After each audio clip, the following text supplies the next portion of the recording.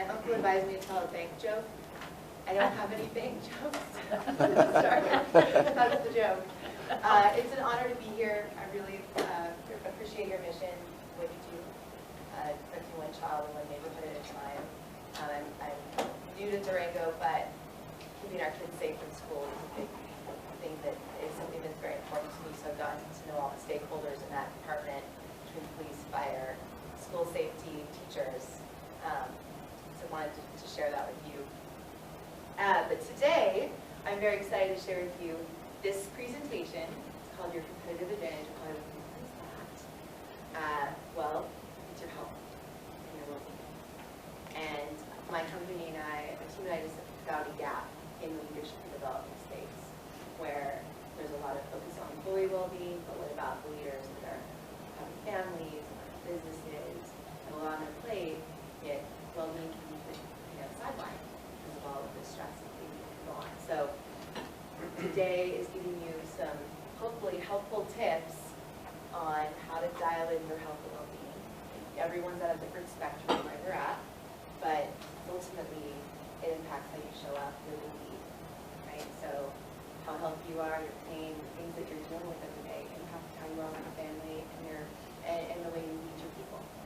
So I know everyone is not necessarily years of companies here, but you lead yourself every day, right? Your life. So that's what this is about. All right, let me make sure. Okay, not too long ago, I was sitting in my therapist's office, and I was trying to just work through some pretty significant news that I just received. My husband and I were actually my husband and I were experiencing this news. We found out our unborn child was missing a key brain structure. I was 21 weeks pregnant when I was sitting in my therapist's office and trying to work through some of this news that I just received, which was that our first child was missing a key brain structure, and he may not make it, right? If he was born, maybe he was stillborn, or if he was born, he may not be able to contribute to society, but it was news that my husband and I were not expecting. Right? I go into an ultrasound thinking, I'm healthy, got everything together, like what could go wrong? And I'd already had a miscarriage, so this was my second pregnancy and our second pregnancy. And so it was scary. I was dealing with some scary news. But at the same time, I started Movement RX we'd started Movement RX in 2014, and it was not going the way I wanted it to go. It was actually a successful PT practice in San Diego, but I didn't like people I'd hired. I didn't like doing PT work, the one-on-one care. I didn't like the healthcare industry. And then I am a doctor of PT. And so I found myself in this really hard position where my personal life felt like it was turned upside down, and my professional life that I had chosen wasn't where I needed to be. And so I was sitting here with this not so normal therapist. He's a biofeedback brain researcher, mindfulness and meditation coach. Say that like 20 times, put it in your mouth.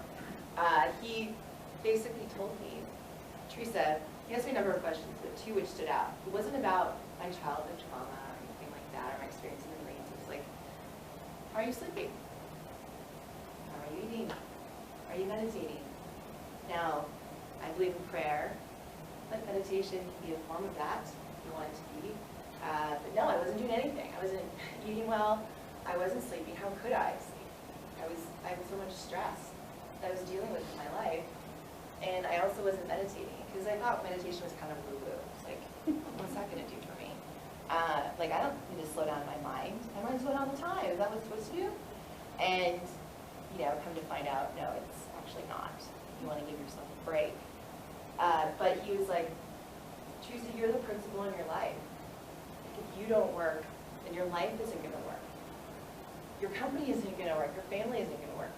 These things impact how you show up. Like your quality of sleep impacts how you show up. Your spirit impacts how you show up. Right? The food you put in your body impacts how you show up. So let's get those dialed in. So this news that you've received and this stuff going on with your company, you can reshape it. Because you know what? You're the one in control of it. And I was the one that thought I was I didn't have the control, but at the end of the day, like I was the only one that could take back that control.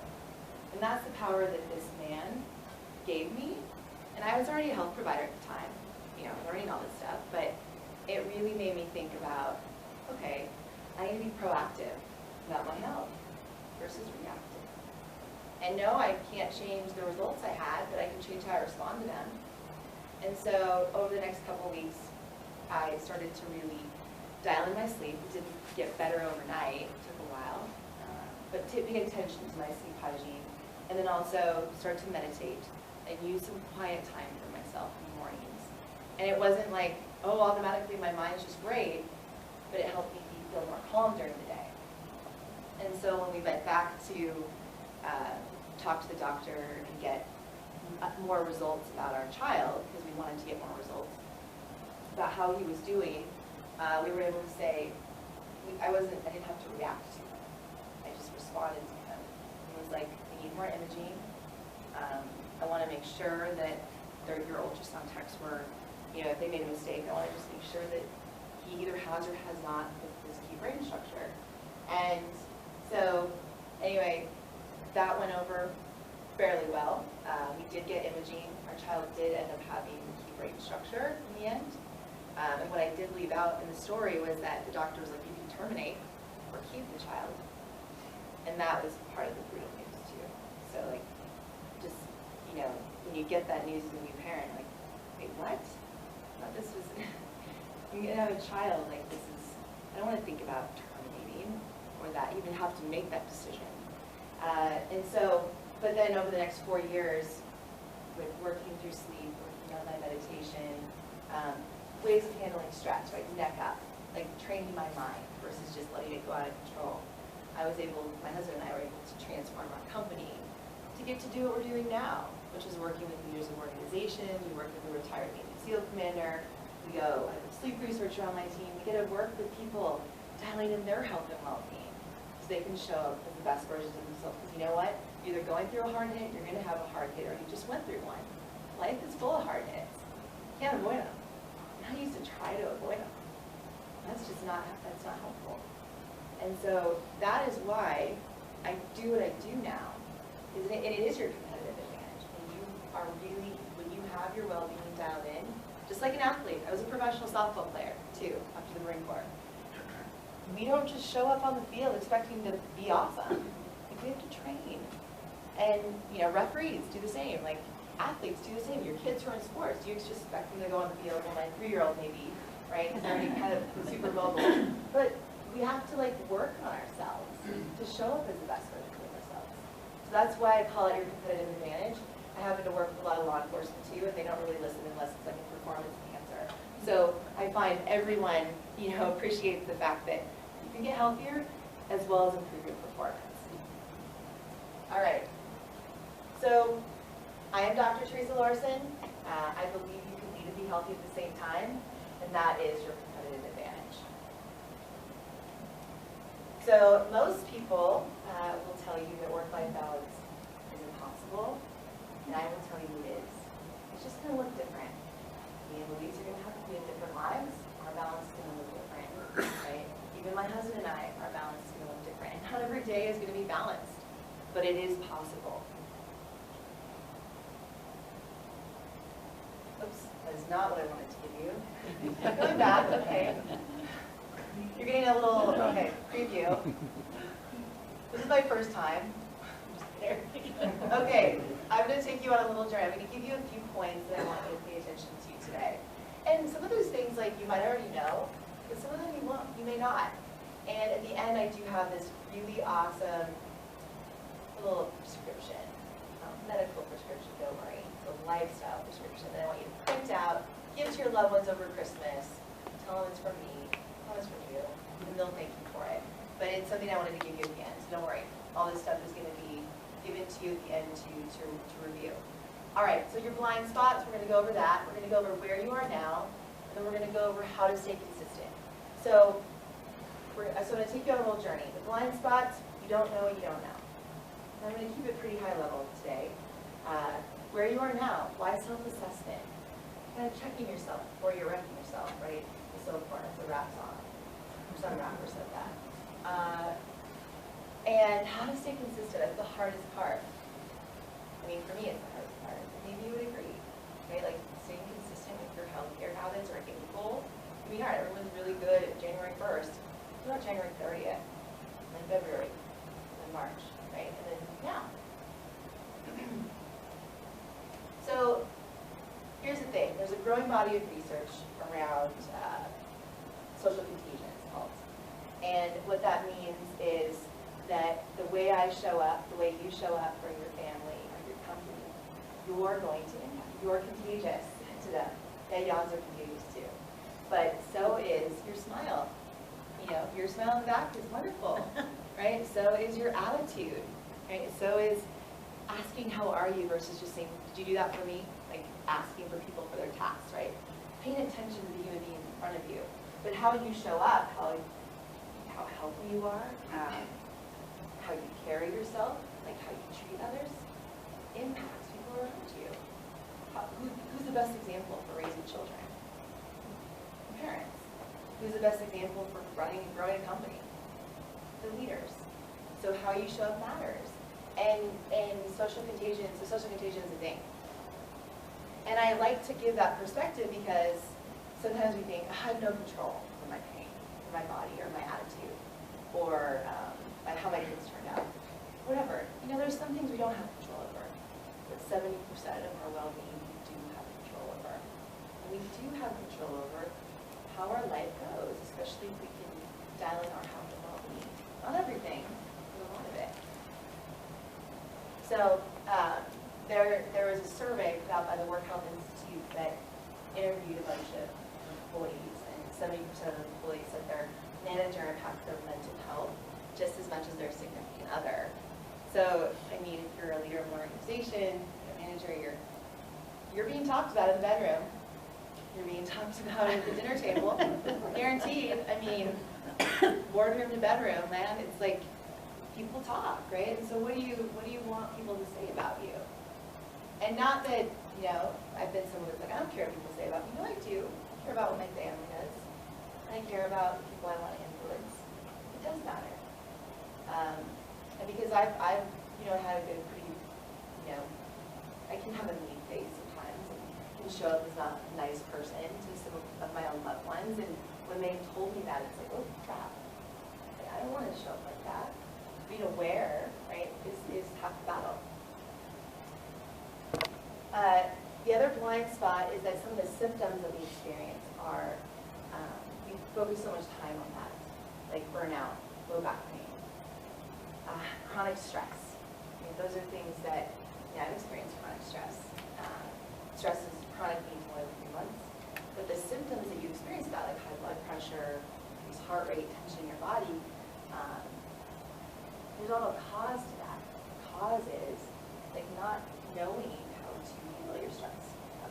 How are you training your mind? Right? How are you training your body? Low back pain, a lot of it's because we're so sedentary. We sit more than 8 hours a day. It's over 16 hours. Our kids sit a lot. When does breathing change? When your kids start to sit in school. Right? You go from horizontal breathers, very optimal breathers, to people more vertical breathers. We'll talk more about that in a little bit. But the point is that our healthcare profession, wellness industry focus a lot on symptoms versus the cause of those symptoms. And so obviously burnout can be very systemic. But how are we showing up? Like, how are our leaders training neck up? How are we training neck down? Are we taking care of our people? Right? Do people feel cared for? Like that goes into the social support piece, which I'll speak about too. Like, how are we showing up? So the cause usually is pretty simple, and the cause is usually the solution too. So if someone is not, you know, showing up super reactive to work and super negative, right? They're probably not doing much neck up work on themselves. So that would be the solution, right? Found in that solution. But it does take the leader buy-in to be able to implement that into an organization. All right, so we're going to do a quick breath practice, okay? Because I want to actually give you a little skill. I forgot to get some straws. Usually I bring straws or balloons, but I had a few people with allergies. So I didn't almost kill people, I just, balloons have latex in them, so we're just gonna not use any tools today, to just make sure. So what I want you to do, okay, because breath, I know we all breathe, thankfully, right? It's an involuntary thing, but we can do it more optimally, and it can help decrease stress. Especially, here's a little nugget, the exhale. If you start to think about how you breathe and really dial in a longer exhale, you can tap into the brake pedal, which is the rest and digest aspect of our nervous system. Okay, so if you want to create more calm, and you're like, who would like more calm? I can tell. Calm. Like, you need to be calm over there. You too, especially. You guys need to calm down, okay? But we need it because we're always on phones, computers. So being able to tap into a more rest digest state is a physical thing we can do. I used to think, I was like, how do I ever calm down? But then I learned breathing, and I'm like, oh, duh, this is great. And thank God we do it, but we can do it better. So I want everyone to put your feet on the ground, sit nice and straight. Roll your shoulder blades back, okay? I want you to close your eyes for a moment. If you can, breathe in through your nose, fill up your lower half of your body. Think about your belly as a balloon. Fill up your belly as you inhale. And then as you exhale, I want you to do it like you're shushing a baby. Shh. Do it for around 8 seconds. Count in your own head. I'm really bad at counting for people. Breathe in through your nose. Fill up your belly like a balloon. Then breathe out like you're shushing a baby. Shh. But make that shush really kind of long. 8 to 10 seconds. Do it one more time. Maybe don't fall asleep on me. Breathe in. And then breathe out.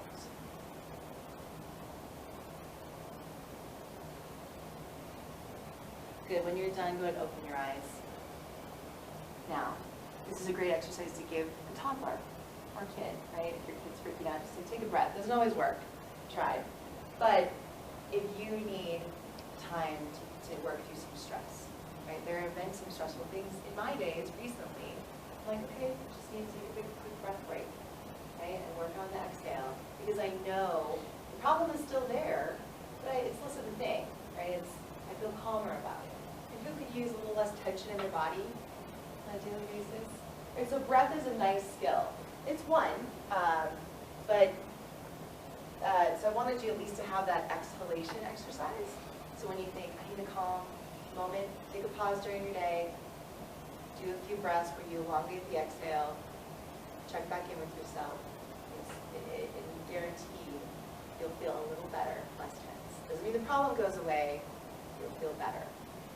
All right, now, the second point, to get where you want to go, you've got to first understand where you are. Now, I did a lot of land nav in the Marine Corps and struggled with land navigation, which is basically finding your way in the middle of the country, finding your way back home when you're dropped in a zone and you're like, okay, I've got a compass and a grid coordinate, I've got to figure out where I'm going.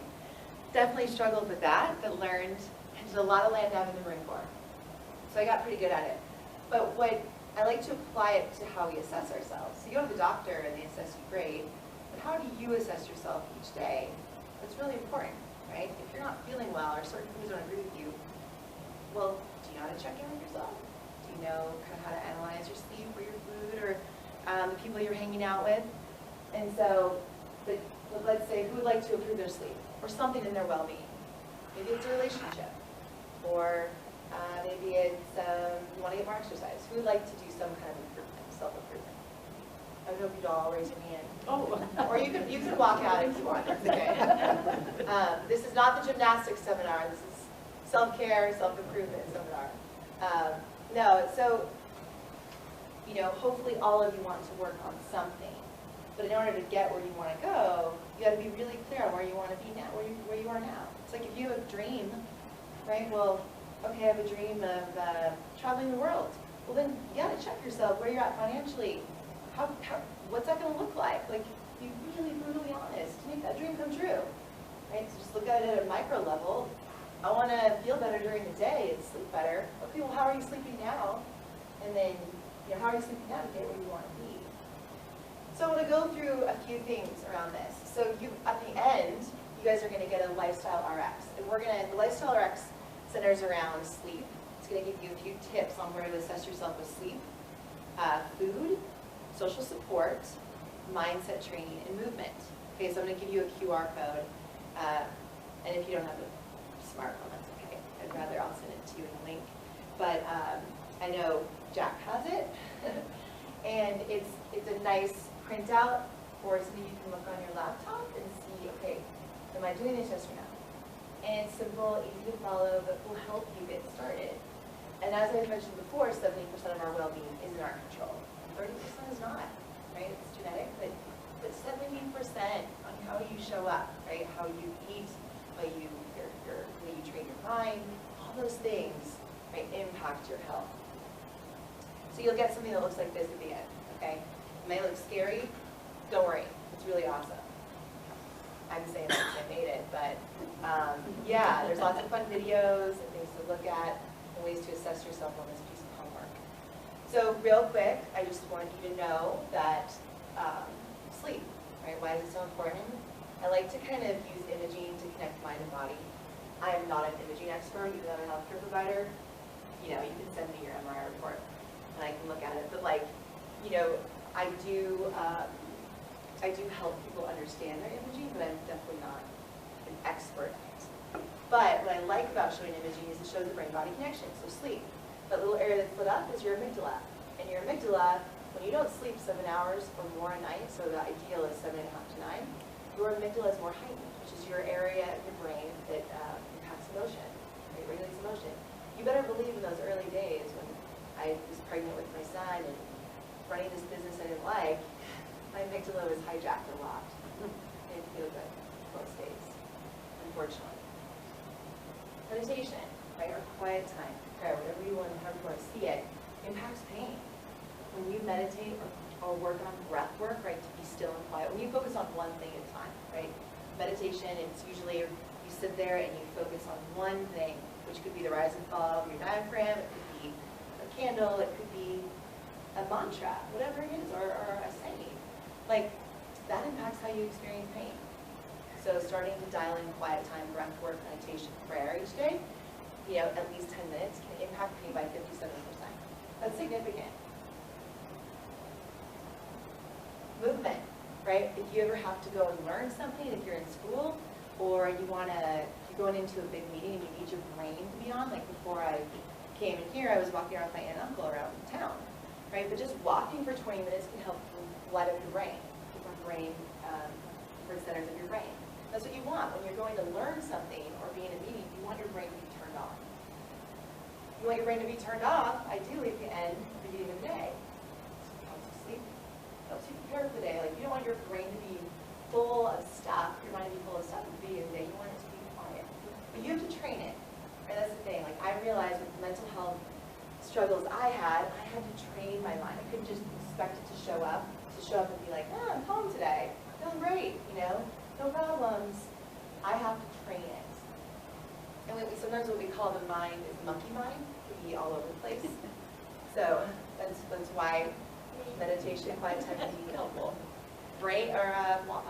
Food. So we have a nutritionist who's a specialist on our staff, but she, drinking water. We want to drink at least half our body weight of water, in ounces of water. So half your body weight in ounces of water a day, especially at this elevation. It's really important. It can impact our brain and our body.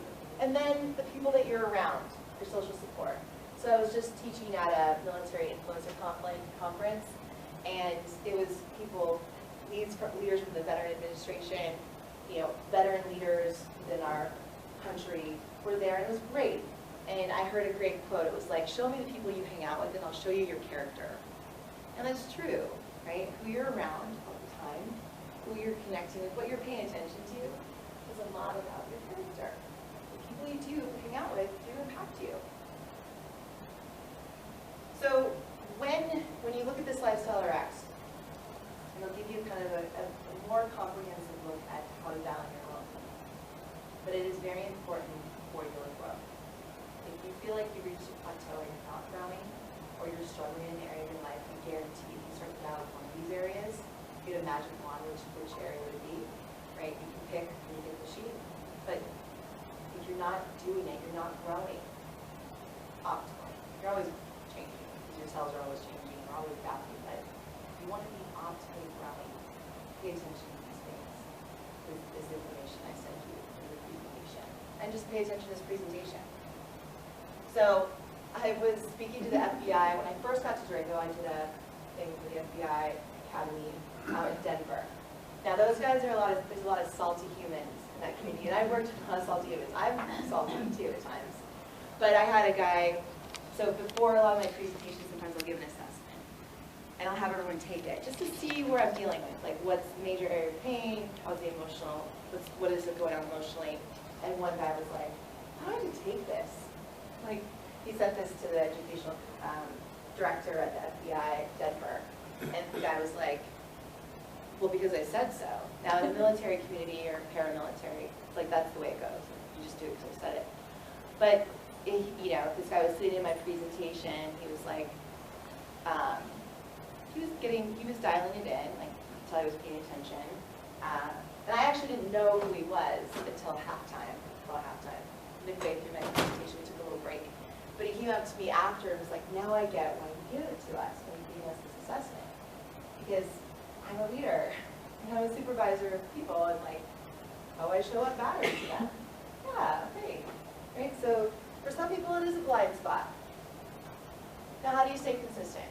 So I'll keep this pretty short. Well, first, looking at the excuses we make. So there's a lot of feel super motivated January 1st, and what happens January 30th? You're more tired, you don't feel like getting up. 5:30, 5, do things that are good for you. I don't have time. What do you not have time for?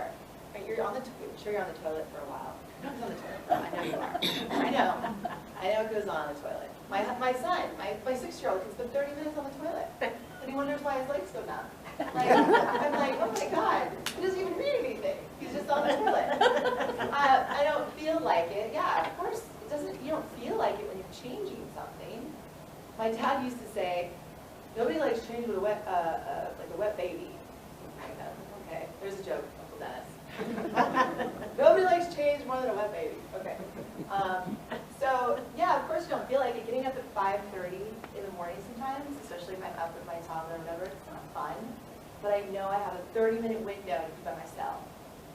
So the key is that you take action, which motivation will come. It must precede motivation. So if you're waiting for motivation, inspiration, wait no longer, just take action.